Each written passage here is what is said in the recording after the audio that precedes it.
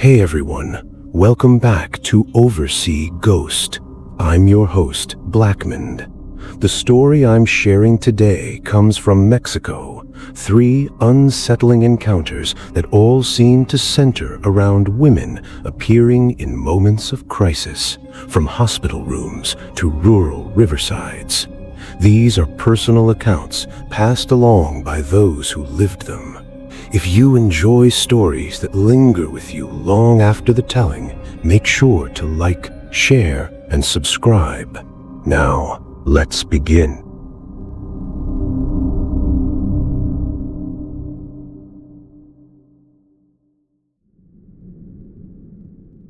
My story took place in a small hospital in my wife's parents' village several years ago when she experienced complications during her pregnancy. Here in the city, we attended regular checkups at the Seguro Social, Mexico's public healthcare system, but a friend who was a gynecologist had been our closest medical contact throughout the process. Thanks to him, we knew certain complications were coming. This wouldn't be a simple pregnancy. Before I continue, I must tell you, my wife didn't believe me, even though she experienced it beside me. Her parents, who were there, didn't believe me. Neither did my best friend, whom I told in confidence. They are the only people I've ever dared tell. My wife developed severe pains one night while we were there, just as we were about to have dinner. Given her condition, we didn't hesitate for a second. We took her to the nearest hospital.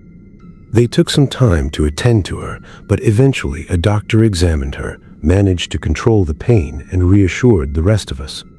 However, she wasn't out of danger, and the doctor asked her to stay overnight to ensure everything remained under control. Given the hospital's small size and the few patients present, they allowed us to stay with her.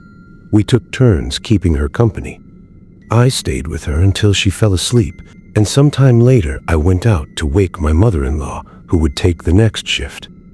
My father-in-law was snoring deeply, asleep. Honestly, with the fear and worry overriding the doctor's calming words, I couldn't bring myself to wake them. I stayed awake almost the entire night. The hospital seemed deserted. Occasionally, a baby would cry in the distance. Though it may sound like a dream, what I'm about to tell you is exactly what occurred. From where I sat, I could clearly see the hospital entrance and the dark street beyond. Across that street lay nothing but wilderness, an expanse of several kilometers that stretched across even a river, and on the far side stood the more populated part of town where my in-laws lived.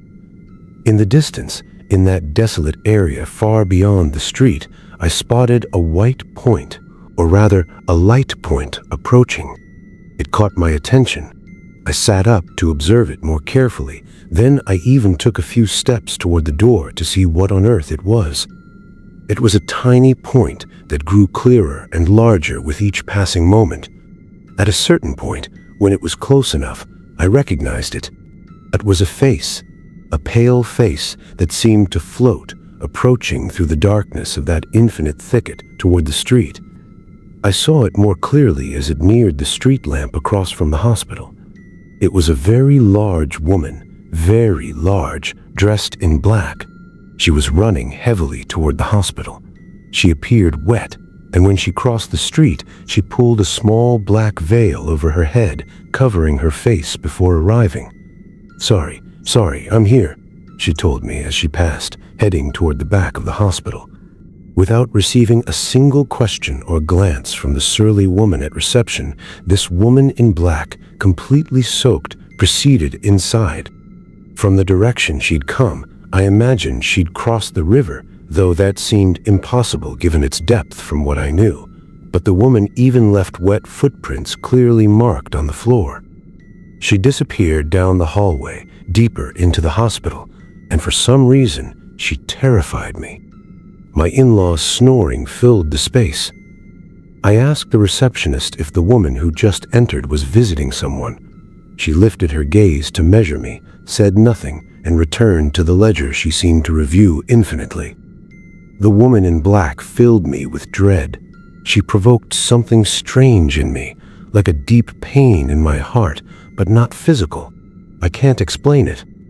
I walked hurriedly to my wife's room. My mother-in-law was sleeping beside her. I intentionally made noise entering to wake her. "Excuse me for waking you," I told my mother-in-law, but I suddenly felt worried. I wanted to come. You know, I don't like hospitals because... I made conversation until I saw her fall back asleep, then left the room, promising to bring coffee shortly. When I exited, I heard the babies cry again from some nearby room I couldn't identify. Then I heard that unmistakable voice, the voice of the woman in black. There, there. Everything will be fine," she said. The baby suddenly stopped crying, and I was dying of fear. I couldn't explain it and began searching the adjacent rooms until a nurse asked me to return to the waiting area, telling me I couldn't wander around. I asked if there was a sick baby nearby. Please, could she check, because I heard something wrong, as if the child needed something. The nurse scolded me, telling me she knew how to do her job. I felt terrible. The baby wasn't crying anymore, and I didn't know how to verify that that horrible woman wasn't with him. I went for my mother-in-law's coffee, and returning toward the room, I pretended to be confused so I could glance into the nearby rooms. The only thing still audible throughout the hospital was my father-in-law's snoring. I left the coffee and returned to the waiting room discouraged, my heart sad and aching. I couldn't stop thinking about that child's crying. I lay on a sofa near my father-in-law, and somehow, some strange way, I fell asleep instantly, but with my eyes half open. It was terrible because my dreams mixed with that hospital hallway before me. Then, passing through that hallway where I lay, came the woman in black. She looked at me. She even bent down slightly as if to get a better view, to see me closely. Then she continued walking, and by the hand she led a child who couldn't have been more than 12 or 13. "Hurry, we're already late," she told him. And just like that, talking, they exited the hospital as if nothing had happened. As best I could, I lifted my head and saw them crossing the street into the darkness of the terrain opposite, disappearing into it. In that fleeting second, the baby began crying again, and something in me, somehow, calmed. I was dreaming. I was hallucinating. That's what I thought, when at that moment, an elderly janitor arrived in the hallway complaining about dirty people and began mopping up the wet footprints the woman had left. When the same nurse passed by, I asked her if someone had just died. Again, I received an angry look, and she withdrew without answering. But the movement of doctors and nurses running back and forth minutes later made me think that yes, that perhaps something had happened. No one has ever believed this story. They don't believe it happened, or they tell me I misinterpreted the details of a strange night. But I know who I encountered that night and who emerged from that river in the darkness. Strangely, my wife never had complications again, and 5 years later, my daughter has never had anything worse than a very mild flu. Curious, isn't it?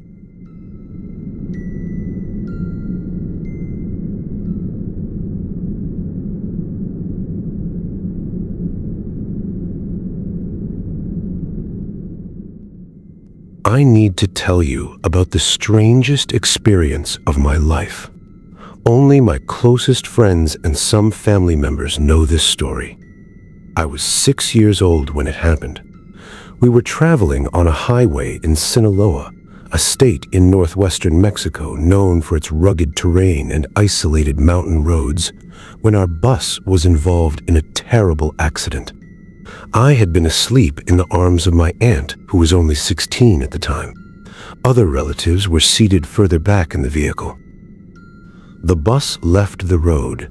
I woke to pain as a paramedic treated me outside the vehicle. I saw death all around me, people who hadn't survived. For some reason, I kept asking for my mother, even though she hadn't been on the bus with us.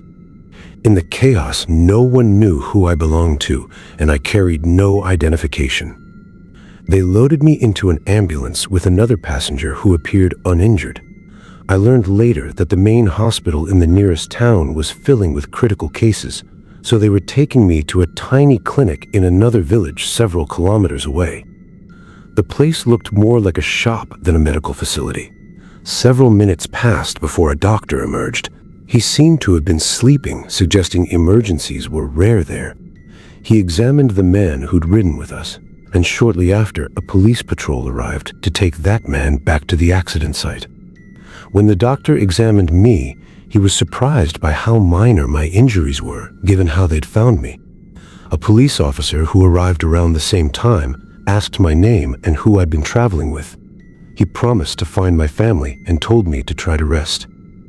The doctor stayed with me a while longer, then led me to a room. He said all he could offer was a place on one of the examination tables where I could sleep until someone came for me. Without a word, I climbed onto the table nearest the door. He closed the room behind him. He hadn't turned on the light, presumably to avoid waking the woman sleeping at the far end of the room, perhaps 2 meters away from me.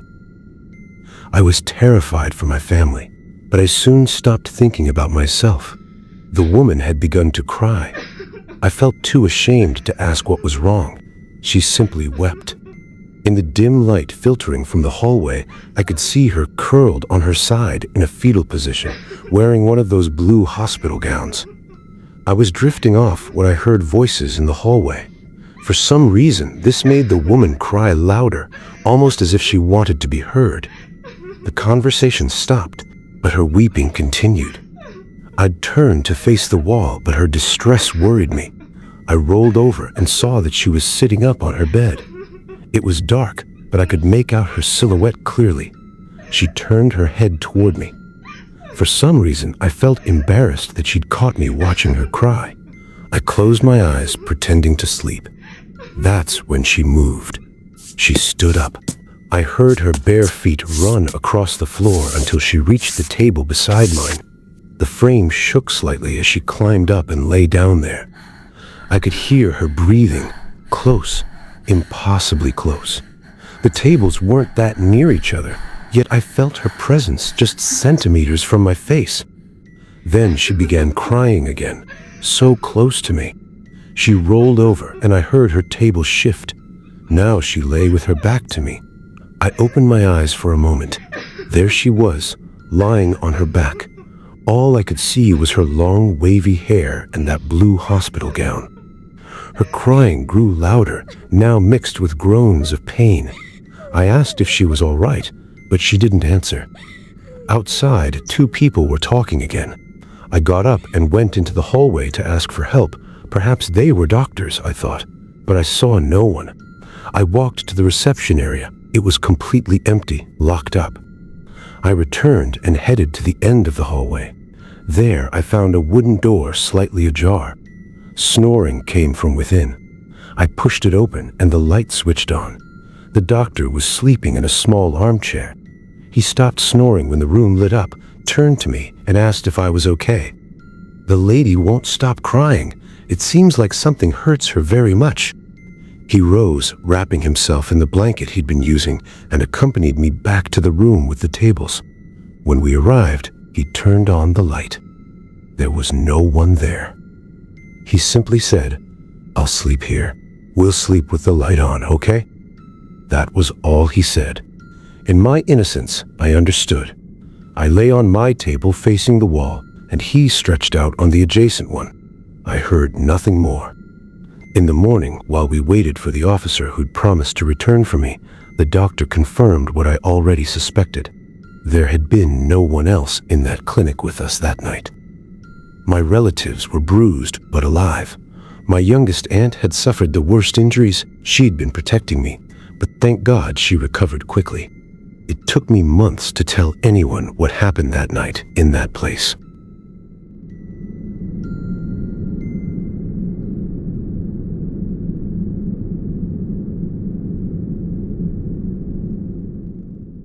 My grandmother, may she rest in peace, suffered many health complications in her final years. I was one of the few grandchildren old enough to visit her bedside when she was hospitalized, at least for short periods. Something very strange happened once. Something my father and aunts attributed to the delirium caused by her illness, but I'm not so certain. When she was left alone in a room with 2 other beds, she would call for the nurse, claiming that a woman was floating above her, staring down at her from the ceiling. The nurse didn't pay much attention, though she did mention it to the rest of us, perhaps to prepare us for the hallucinations and nonsense words we might hear. When we entered to visit, an elderly woman already occupied the neighboring bed. Her family was with her, along with a nurse. As I said, the others dismissed my grandmother's claims, but I asked her about it when one of my aunts stepped out to let someone else enter the room. Here's what troubles me most.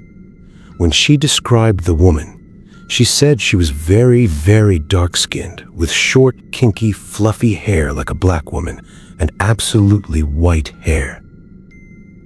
At that moment, another aunt arrived and asked me to leave so someone else could visit my grandmother. I exited, and as I walked toward the waiting room, the nurse from the neighboring bed caught up with me, a very young woman I hadn't noticed before. So young, she appeared to be nearly my age. "I couldn't help overhearing what your grandmother told you," she said. "Don't take this the wrong way, but I need to tell you something." I told her to go ahead.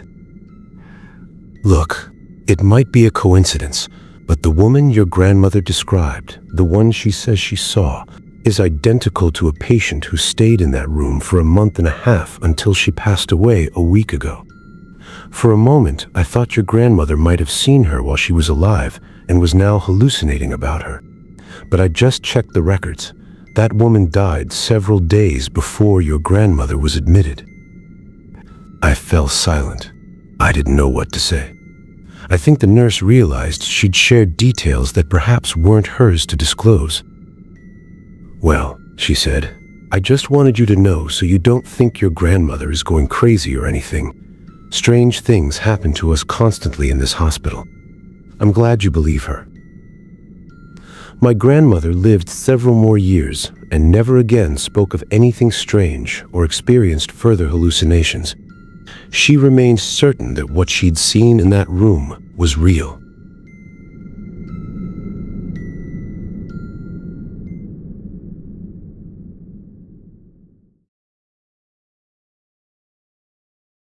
Thanks so much for staying with us all the way to the end of this video on Overseas Ghosts. It truly means a lot to us.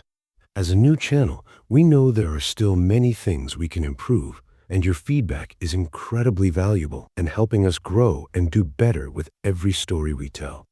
If you enjoyed this episode, don't forget to like, share, and subscribe to support the channel.